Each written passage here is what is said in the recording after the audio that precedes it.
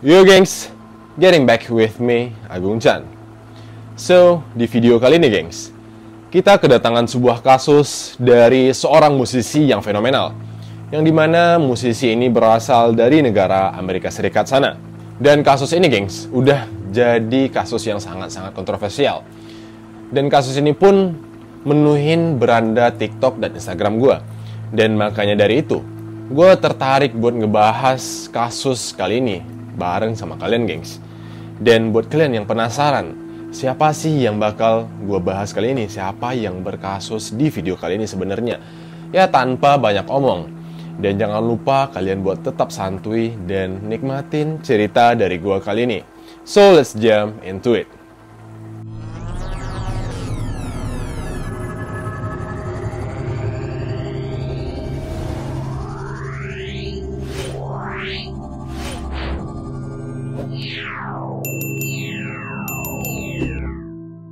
So, orang yang akan kita bahas pada kasus kali ini, gengs, adalah seseorang yang bernama P. Diddy, gengs. P. Diddy merupakan seorang yang lahir pada 4 November 1969 di kota New York. Dan diketahui P. Diddy ini mempunyai nama lengkap sebagai Sean John Combs, geng. Nah, jadi P. Diddy ini mempunyai sebuah kasus yang lagi panas dan lagi sibuk-sibuknya dibahas sama netizen-netizen di beranda TikTok dan Instagram kita semua. Nah, jadi P. Diddy ini katanya dia mempunyai sebuah pesta yang sangat-sangat mewah. Yang dimana di dalam pesta itu bisa menghabiskan budget yang sangat tidak masuk akal. Budgetnya itu bisa berpuluh-puluh juta US dollar. Yang dimana kalau dirupiahkan itu bisa sekian ratus eman lah, gengs. Kira-kira ya. Dan P. Diddy ini mengundang sederetan artis-artis terkenal serta politisi-politisi dan pokoknya orang-orang yang berpengaruh dari negara manapun.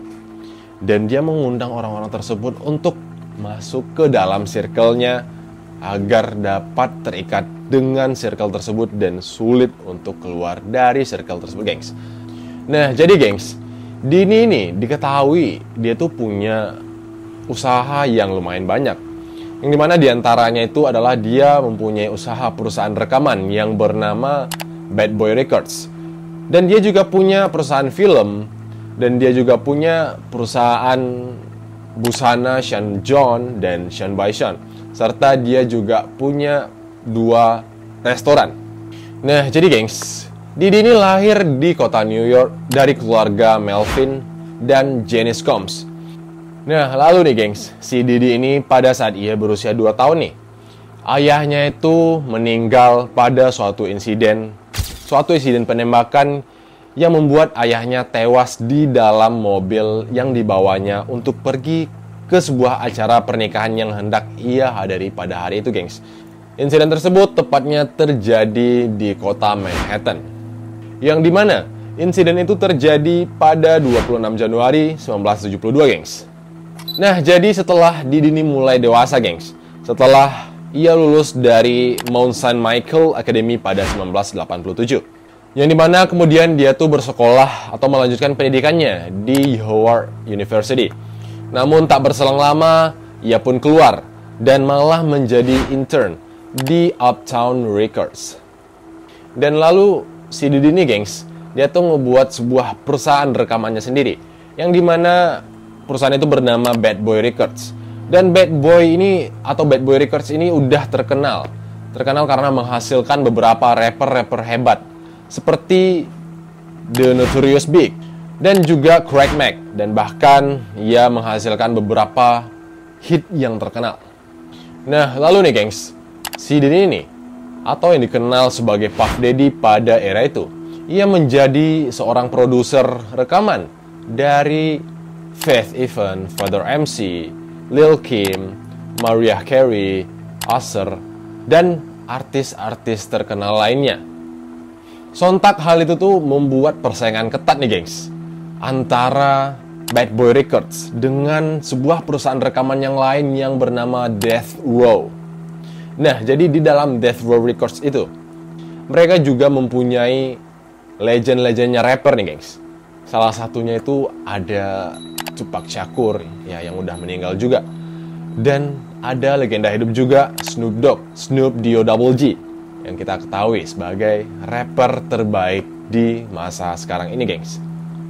Dan lantas dari persaingan Bad Boy Records dengan Death Row Records ini membuat, atau kita flashback sedikit tentang kematian dari Tupac Shakur dan The Notorious Big atau Biggie.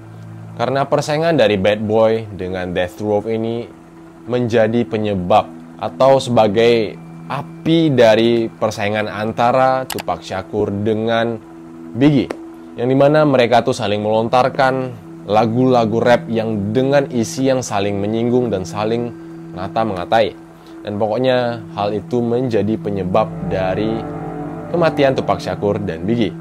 Nah, lalu nih gengs, 2 tahun yang lalu nih, si Diddy itu ngadain sebuah pesta ulang tahunnya yang ke-53. Nah, jadi si Diddy itu dalam rangka untuk merayakan pesta ulang tahunnya, yang mengadakan sebuah pesta yang begitu mewah dan begitu megahnya, yang diperkirakan dia tuh menghabiskan budget sekitar 60 jutaan US dollar atau sekitar 300 M-an lah. Dan pesta ulang tahun dari Diddy ini diadakan di Beverly Hills di Amerika Serikat itu.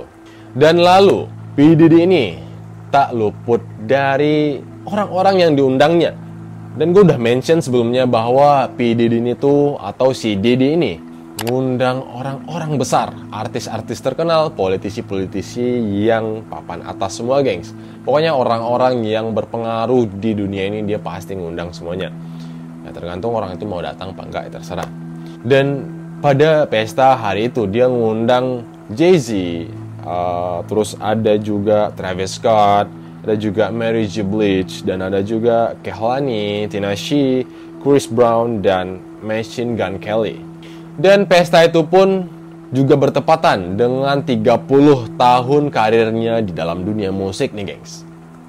Dan ternyata Diddy ini telah sering dilaporkan oleh orang-orang yang pernah menjadi korban atas pesta yang diadakannya di rumahnya di Beverly Hills itu.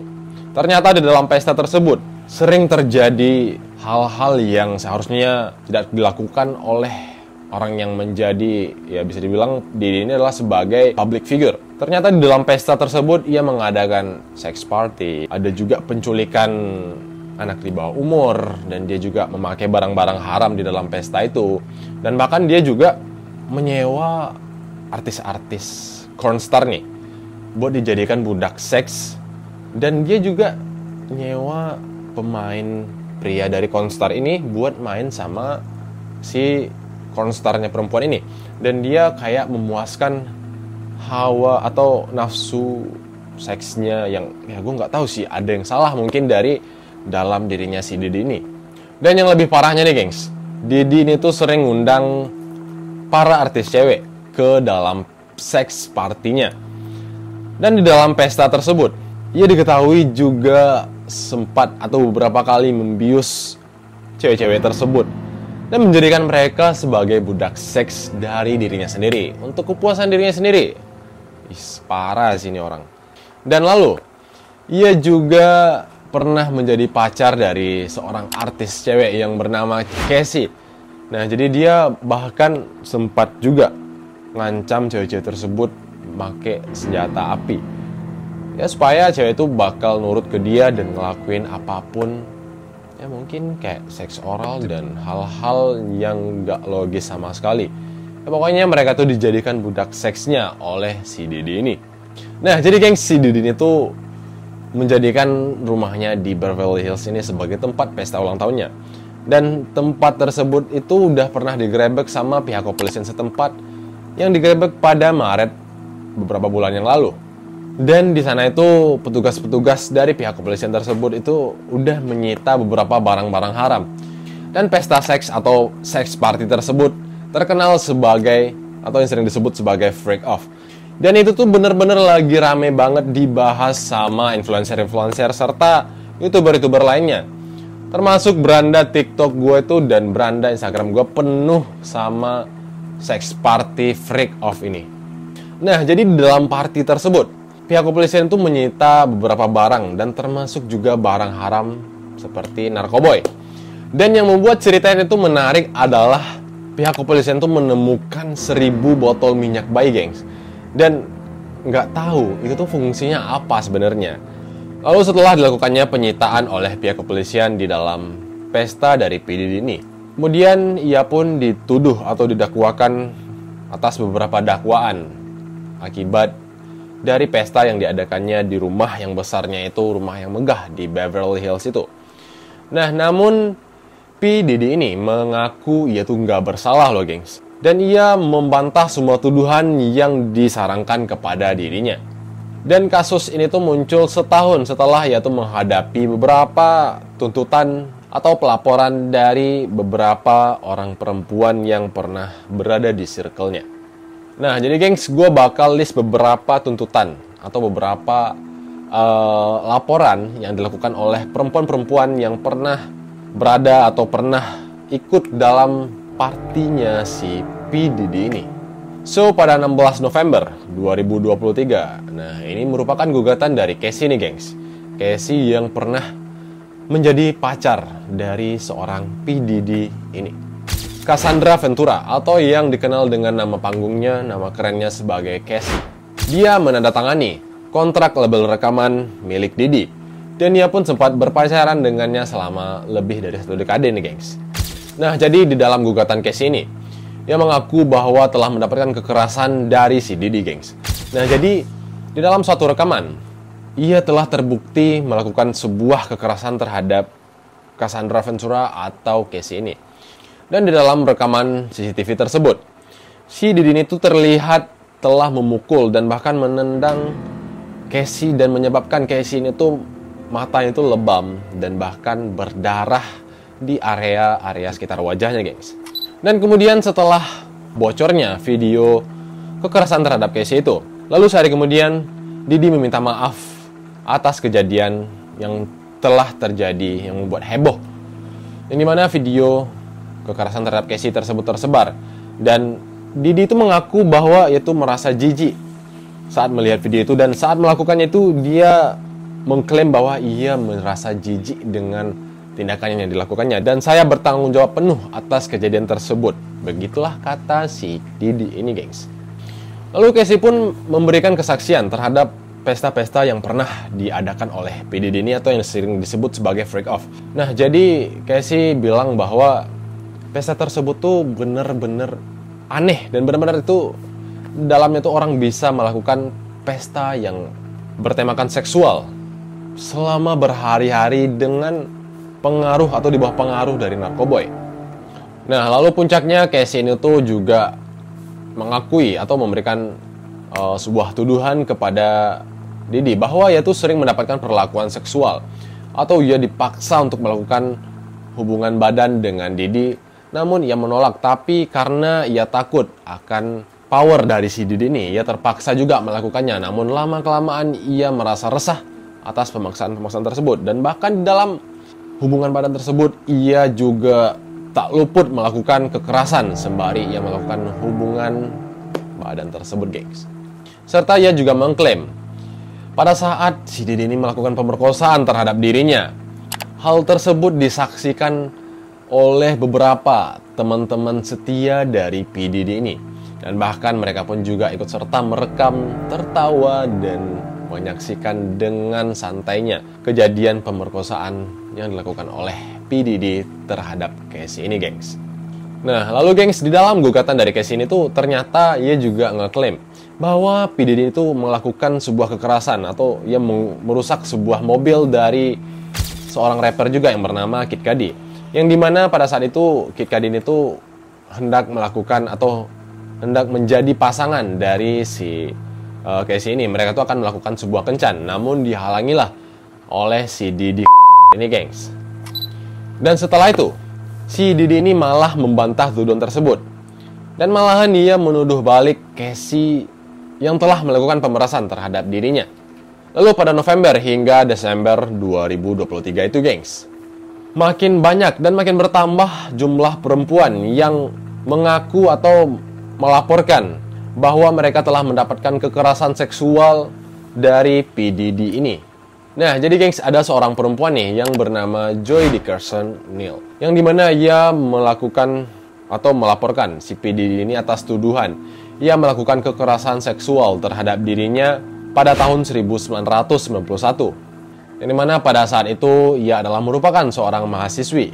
Dan ia juga ngeklaim bahwa Diddy ini melakukan kekerasan seksual terhadap dirinya dan kemudian ia ngerekam hal tersebut. Dan gak cuma ngerekam, ia ngasih lihat nih ke orang banyak tentang atau isi dari rekaman tersebut setelah ia ngelakuin hal-hal kekerasan seksual tersebut. Nah, lalu datang juga seorang perempuan lagi. Ini merupakan perempuan ketiga yang melakukan gugatan atas perilaku dari P. Diddy ini, gengs. Nah, jadi cewek itu bernama Lisa Gardner. Ia juga mengaku atau mengklaim bahwa ia telah mendapatkan kekerasan seksual dari P. Diddy sejak 30 tahun yang lalu, gengs. Yang dimana pada saat itu ia masih berusia 16 tahun. Dan Lisa Gardner juga bilang bahwa ia tuh pernah dicekik nih sama si Diddy ini tuh sampai bahkan ngebuat ia tuh sampai pingsan. Dan korbannya nggak hanya Lisa Gardner aja. Teman-teman dari Lisa Gardner ini tuh juga diembat nih sama si Diddy ini. Dan dalam gugatan itu juga, Lisa Gardner mencantumkan atau mengklaim bahwa Diddy ini tuh sempat marah karena Lisa Gardner tuh mencoba melarikan diri dan melaporkan hal tersebut kepada teman-teman yang lain. Lalu Diddy pun masih melakukan tindakan yang sama. Ia membantah semua tuduhan-tuduhan tersebut dan malah ia menuduh Lisa Gardner telah melakukan perampasan terhadap dirinya. Nah, lalu tuduhan selanjutnya itu pada bulan Desember tahun 2023 nih, gengs. Nah, jadi tuduhan tersebut adalah merupakan tuduhan seks di bawah umur.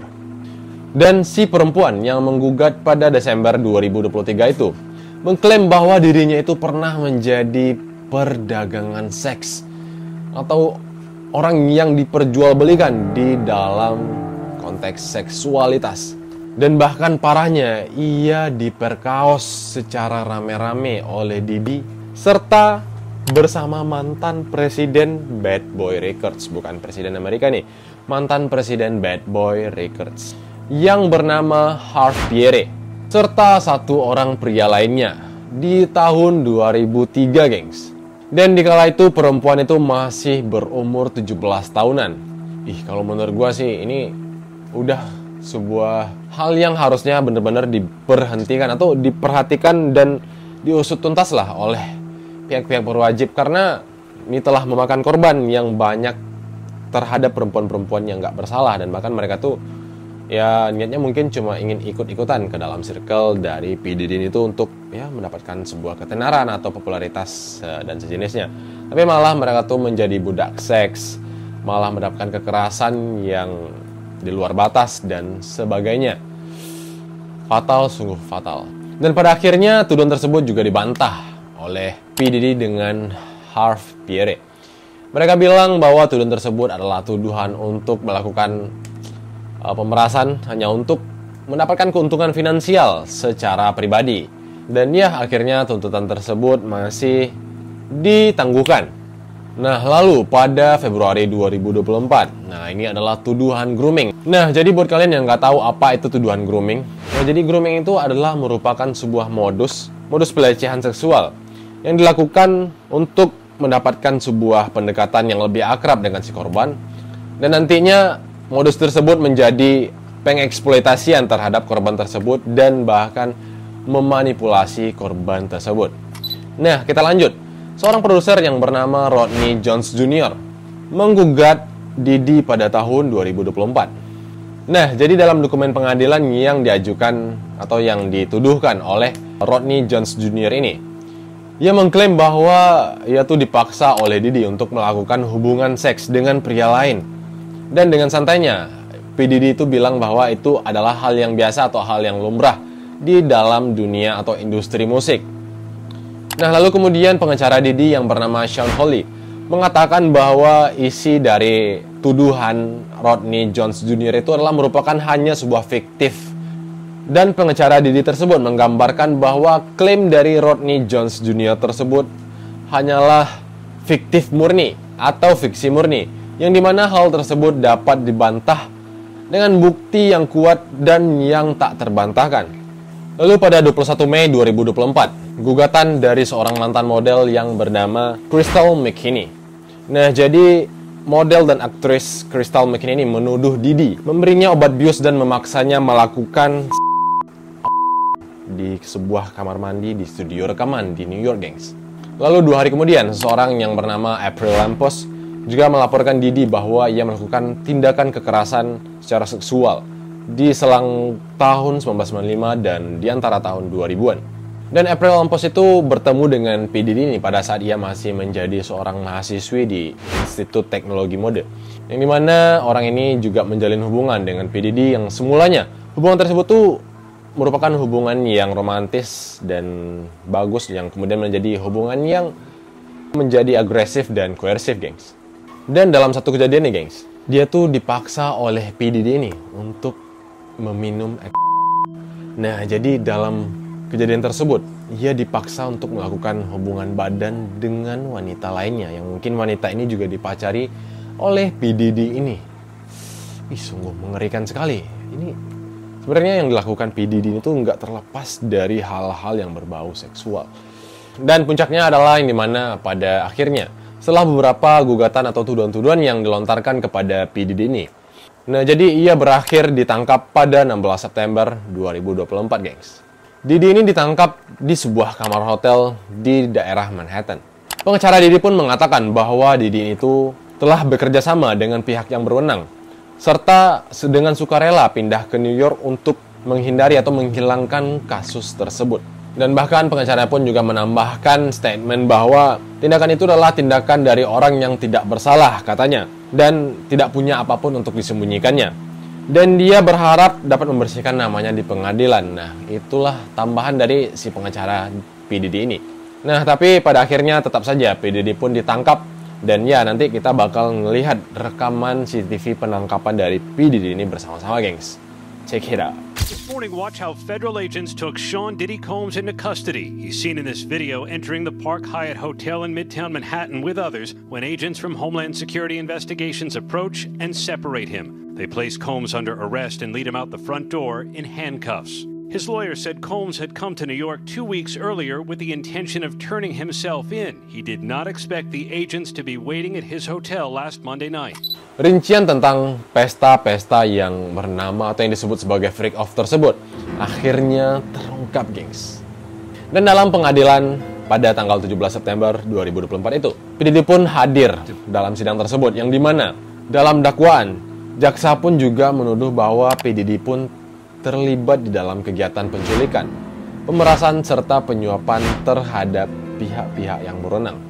Lalu para jaksa pun menggambarkan seorang P. Diddy itu adalah sebagai seorang pimpinan perusahaan kriminal yang senang dan sangat suka menyiksa para perempuan dengan memaksa mereka menggunakan cara kekerasan. Lalu jaksa pun berkata bahwa orang-orang yang terlibat dalam freak off ini merupakan orang-orang yang bisa dibilang orang-orang yang berpengaruh, karena organisasi ini tuh atau circle dari P. Diddy ini tuh melakukan semua hal ini dengan secara sangat-sangat terorganisir.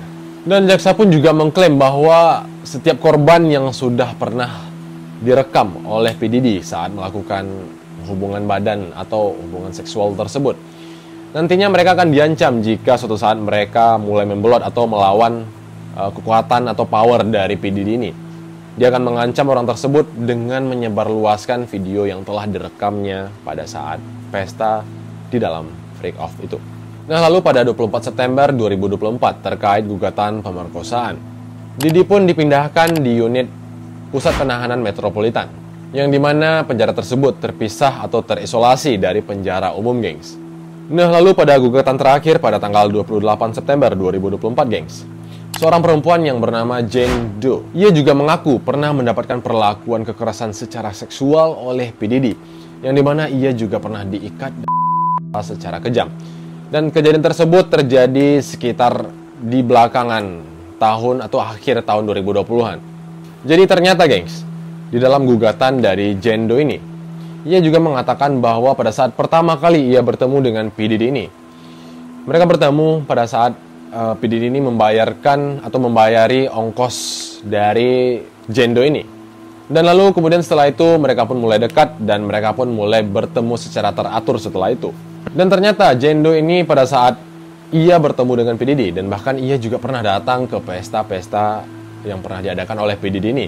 Ternyata ia juga pernah dibius oleh P. Diddy, yang dimana setelah ia dibius, ia pun diperbudak atau diperlakukan secara tidak pantas. Dia diikat, yang dimana dia diikat dan mereka yang gue maksudnya adalah teman-teman dari P. Diddy, yang dimana teman-teman dari P. Diddy ini ikut serta bersama P. Diddy si Jendo ini dan merekam kegiatan tersebut, kemudian mengancam Jendo apabila ia memberitahukan kejadian tersebut kepada orang lain, maka video tersebut akan disebarluaskan ke banyak orang, gengs.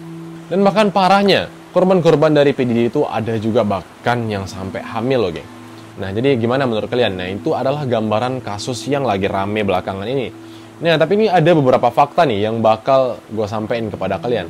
Ada hal-hal yang menurut gue yang harus dikaitkan dengan kejadian-kejadian yang dialami atau yang dilakukan oleh P. Diddy ini, gengs. Nah, jadi yang mau gue kaitkan di sini adalah terkait Kanye West. Pasti kalian semua tahu lah Kanye West itu siapa. Dia juga salah satu seorang rapper terkenal. Ya, jadi yang mau gue bahas tentang Kanye West, di antara Kanye West sama si P. Diddy ini, mereka tuh merupakan seorang sahabat dari kecil. Yang dimana dari berita yang gue dapat, mereka tuh udah pisah dari tahun 2009. Cuman gue nggak tahu ya pisahnya itu seperti apa. Cuman mereka itu mengalami konflik dan puncaknya itu adalah di tahun 2022, gengs. Di tahun 2022 itu, Kanye West merilis atau membuat sebuah baju yang bertuliskan di belakangnya itu White Lives Matters. Nah, jadi karena itu tuh adalah merupakan ungkapan yang seolah-olah menggambarkan sebuah rasis atau kerasisan. Nah, itu membuat orang-orang yang berkulit hitam, terutama si P. Diddy ini tersinggung. Padahal sebenarnya maksudnya bukan untuk tujuan rasis, karena yang membuat itu adalah seorang yang berkulit hitam, tapi kenapa dia mementingkan atau memikirkan gimana orang kulit putih? Itu berarti tandanya dia peduli dengan orang kulit putih juga, bukan berarti rasis. Cuma karena si P. Diddy ini adalah orang garis keras dari orang kulit hitam. Nah, jadi dia menentang dan dia nge-DM si Kanye West ini. Dan dalam DM tersebut, nah nanti gua tampilin. Nah, P. Diddy ngomong ke Kanye West kalau bahwasannya itu tuh adalah baju yang bisa menyinggung perasaan orang-orang berkulit hitam. Dan terus, kenapa lo ngebikin baju tersebut? Apa maksud lo? Nah gitu, itu kira-kira isi DM dari Kanye West dan si P. Diddy ini. Dan pokoknya intinya di dalam DM tersebut, Kanye West itu merasa udah geram. Dan dia tuh salah satu orang nih yang tahu akan kebusukan atau kejahatan-kejahatan yang sering dilakukannya di party-partinya atau di freak of party dari P. Diddy ini. Nah, jadi dia tahu apa yang terjadi di sana, gimana kebusukan dari sahabatnya yang dulu, sahabat dari kecilnya ini. Nah, maka dari itu dia sebenarnya antara ragu-ragu atau dia tuh nggak mau terlalu frontal banget buat nyerang si P. Diddy ini. Nah, jadi dia mulailah mencari tingkah dengan membuat kayak baju, yang mengeluarkan baju yang White Lives Matter tersebut, dan kemudian dikomen oleh si P. Diddy itu. Dan alhasil di akhirnya P. Diddy itu ngajak ketemuan Kanye West untuk membahas sesuatu. Namun Kanye West tuh mikir kalau itu adalah sebuah jebakan. Dan dia juga bilang di DM tersebut kalau lu bakal ngejebak gua dan lu bakal nanti ngebredet gua sama peluru di sana sama teman-teman lu. Nah, tapi P. Diddy bilang kalau itu tuh nggak ada sama sekali, gua nggak ada tujuan atau nggak ada niat buat membunuh lo sama sekali. Gua tuh cuma ngajak lu ketemuan untuk membahas tentang rasa sakit dari baju yang lo keluarkan itu. Tapi Kanye West menolak. Dia bahkan di akhir DM-nya itu bilang, kalau lu berani, lu susul gua ke sini, lu cari gua di sini, kita ketemuan. Kita lihat siapa yang bakal didor duluan, gua apa lu. Nah, jadi si P. Diddy minta Sherlock. Nah, lu di mana? Gua bakal susul lo ke sana. Pokoknya orang tuh konflik, saling ngata-ngatain dah di dalam DM tersebut. Dan pasti kalian semua bertanya-tanya, gengs, kenapa Kanye West ini tuh nggak langsung dieksekusi aja nih sama si P. Diddy? Karena P. Diddy ini tahu bahwa Kanye West ini mengetahui segala kebusukan dan segala keburukannya. Ya mungkin aja nanti Kanye West itu ngasih tahu ke orang lain atau ke orang banyak tentang hal-hal yang melenceng yang udah pernah dilakuinnya itu. Nah, tapi ternyata Kanye West ini bukan orang yang sembarangan juga, gengs. Dia juga rapper terkenal dan juga mempunyai banyak teman-teman yang punya power lah istilahnya. Nah, jadi buat kalian ketahui, sebelumnya kita juga udah pernah bahas tentang persaingan antara Bad Boy Records dengan Death Row. Nah, jadi di dalam Death Row itu ada salah seorang legenda juga, atau dia tuh bisa dibilang sebagai orang yang paling berpengaruh atau berpengaruh di dalam kancah musik hip hop atau musik rap. Dan orang tersebut bernama Dr. Dre. Nah, jadi buat kalian yang nggak tahu siapa sih Dr. Dre itu, jadi Dr. Dre ini tuh merupakan seorang mantan co-founder dan artis dari Death Row Records. Dan dia sekarang ini adalah seorang CEO dari Aftermath Entertainment. Dan hal tersebut membuat Dr. Dre ini sangat disegani di dalam dunia musik hip hop, geng. Dan salah satu binaan atau orang yang pernah dinaungi oleh Dr. Dre ini adalah Eminem. Kita semua tahu Eminem itu seperti apa legendanya di dalam dunia musik rap sendiri. Dan Dr. Dre inilah yang memberikan binaan kepada Eminem ini. Dan kita lihat di setiap pidato ketika Eminem menangkan award-awardnya, dia pasti bilang thank you to Dr. Dre. Pasti dia selalu nyelipin kata-kata itu, gengs. Nah, kebetulan Kanye West ini juga dekat dengan orang-orangnya Death Row ini nih, mantan-mantan para Death Row ini. Dia dekat dengan Dr. Dre. Jadi Dr. Dre ini adalah istilahnya, mereka ini adalah oposisi dari si P. Diddy ini. Jadi Dr. Dre ini ada si Eminem, Snoop Dogg, dan lain-lain lah. Mereka adalah oposisi yang menentang segala kejahatan, segala kebusukan dari si P. Diddy ini. Maka dari itu dia juga orang yang independen dan gak mau dan gak bisa diusik oleh siapapun. Dan maka dari itulah walaupun P. Diddy ini orangnya juga ditakuti oleh banyak orang, namun hal itu tidak membuat Dr. Dre itu menjadi takut, dan dia juga salah satu orang yang untouchable. Nah, lalu salah satu seorang komika atau entertain dari Amerika Serikat juga, gengs. Nah, jadi di dalam satu video pada saat ia membahas tentang P. Diddy, ia ngomong kalau P. Diddy itu adalah seorang yang sangat menakutkan. Ia begitu ditakuti oleh banyak orang. Jadi alasan mengapa si P. Diddy ini ditakuti oleh banyak orang adalah karena ayahnya mempunyai ikatan dengan seorang gangster yang terkenal di Amerika Serikat sana, gengs. Nah, jadi ayahnya si P. Diddy ini itu mempunyai ikatan atau hubungan dengan seseorang gangster nomor 1 di Amerika yang bernama Frank Lucas. Dan buat kalian yang nggak tahu nih siapa sih itu Frank Lucas. Nah, jadi Frank Lucas itu tuh adalah seseorang yang pernah diperankan oleh Denzel Washington di dalam film American Gangster, yang dimana di dalam adegan tersebut Denzel melakukan adegan penembakan terhadap seseorang, yang dimana penembakan tersebut dilakukannya di depan umum. Dan cerita tersebut adalah based on fact. Itu tuh cerita berdasarkan kisah nyata. But Diddy's a very different thing. Diddy's scary. A lot of people are scared of Diddy. And you want to know one of the reasons why people are scared of Diddy? Because of where he comes from. There's gangsters, then there's gangsters. Okay? Diddy's dad has ties to Frank Lucas. If you don't know Frank Lucas is who Denzel played in American Gangster. That's who Diddy's dad hung out with. That's who Diddy's dad did business with. So when you ever rewatch American Gangster and you see that scene when Frank Lucas, Denzel stands up and in the middle, broad daylight, middle of the sidewalk, a dude disrespects him and he pulls out a gun and he shoots him in the head and kills him in front of everybody because he knows nobody will say anything. That's who Diddy's dad ran with, right? That's who taught him his like ABCs and stuff.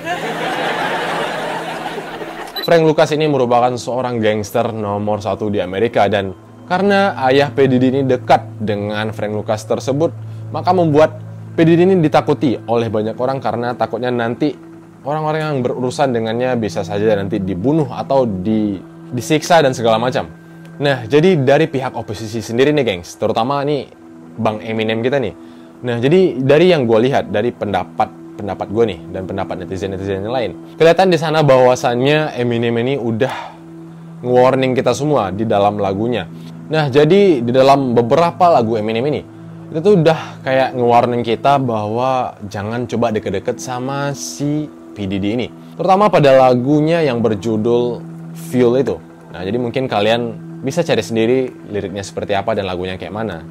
Dan salah satu lagu yang juga nge-warning kita atau mau ngasih kode ke kita lah istilahnya, tentang gimana si P. Diddy ini. Dan dia juga nyebutin di dalam lagu itu, nge-mention beberapa orang yang sudah meninggal yang katanya itu adalah akibat ulah dari ulahnya si P. Diddy ini. Dan judul lagunya itu adalah She Knows dari J. Cole featuring Amber. Nah jadi gengs, di akhir segmen kita kali ini ada juga serentetan artis yang pernah masuk ke dalam circle-nya P. Diddy ini, dan tapi setelah itu dia itu meninggal secara misterius. Nah jadi ada beberapa yang gue lihat di video yang dari TikTok ya, itu ada Michael Jackson, Aaliyah, dan yang lainnya. Dan itu tuh udah juga disindir dalam lagunya She Knows dari J. Cole feat. Amber Kaufman. Nah, jadi katanya si Aaliyah ini tuh dan Michael Jackson itu tuh pernah dibawa ke dalam pesta dari P. Diddy yang bernama Freak Off itu, Freak Off Party. Nah, jadi pokoknya Aaliyah dan Michael Jackson itu juga pernah ikut ke dalam circle dari si P. Diddy ini. Dan pokoknya orang-orang yang keluar dari circle P. Diddy ini setelah itu mereka bisa meninggal secara otomatis dan ya meninggal seketika. Nah, balik lagi nih di DM-an antara Kanye West dengan si P. Diddy ini.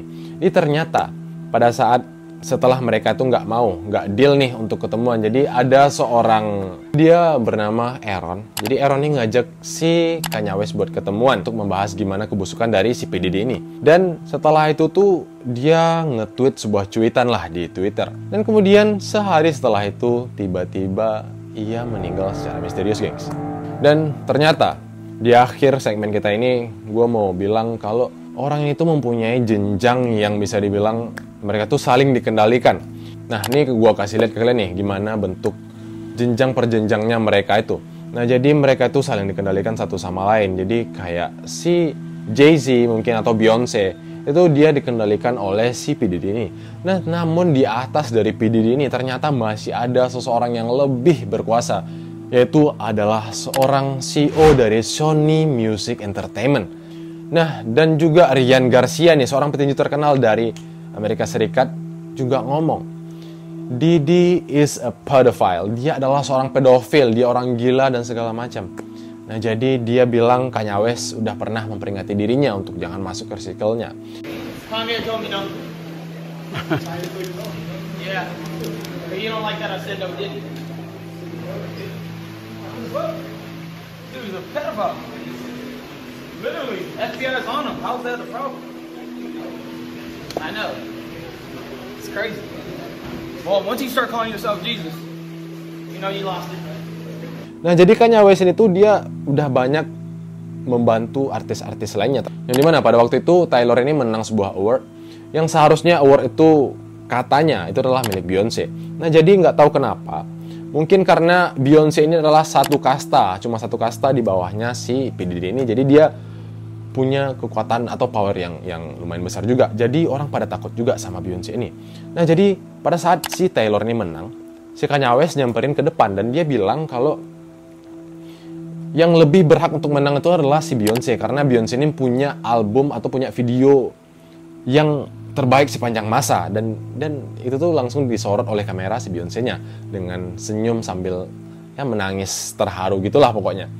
Nah, ternyata maksud dibalik itu adalah gimana supaya Taylor Swift ini nggak masuk ke dalam lingkaran setannya atau jeleknya atau dunia gelapnya dari sisi entertain atau lingkaran setan dari si P. Diddy ini. Nah, lalu sebelum gue tutup nih, jadi ada sebuah postingan juga yang memperlihatkan si Diddy ini lagi live sama temennya. Ini ada sebuah anak kecil. Anak kecil itu bernama Ava Baroni Combs. Gue nggak tahu, gue nggak ngeriset tentang Ava Baroni Combs ini siapa. Gue belum riset sebenarnya. Nah, jadi cuman di dalam postingan itu dia bilang kalau ini nih apakah Ava Baroni Combs atau Ava Baldwin. Jadi Ava Baldwin ini merupakan anak yang pernah hilang di beberapa tahun yang lalu dan nggak ditemukan sampai sekarang. Nah, itu dia. Dan terus pada saat polisi udah nyergap si P. Diddy ini, mereka menemukan lorong yang panjang di mansionnya yang di Beverly Hills. Mulai dari pintu masuknya P. Diddy ini, di bawah pintu masuknya tersebut, sampai ke kamarnya. Dan pada saat polisi menelusuri lorong tersebut, ternyata lorong tersebut mempunyai banyak cabang, yang dimana beberapa cabangnya tersebut mengarah ke rumah model terkenal atau artis-artis terkenal yang lainnya. Dan juga di ujung lorong tersebut terdapat sebuah ruangan, beberapa ruangan yang terkunci nih, gengs. Yang dimana ruang terkunci tersebut pada saat dibuka ada beberapa barang yang aneh dan bahkan masih belum teridentifikasi sama sekali. Nah, jadi itulah akhir kisah dari seorang PDD yang dimana keburukannya itu berhasil terungkap dan kemudian ia ditangkap oleh pihak kepolisian di Amerika Serikat di sana, gengs. Dan gue juga ngucapin terima kasih yang banyak kepada kalian semua, gengs, karena udah nonton video gue dari awal sampai habis. Dan buat kalian yang suka dan senang dengan penyampaian gue di video kali ini, silahkan like dan subscribe, dan jangan lupa juga share video gue kali ini. Dan jangan lupa juga sampaikan pendapat kalian tentang video gue kali ini di kolom komentar. Gua Agung, gua pamit, and cheerio!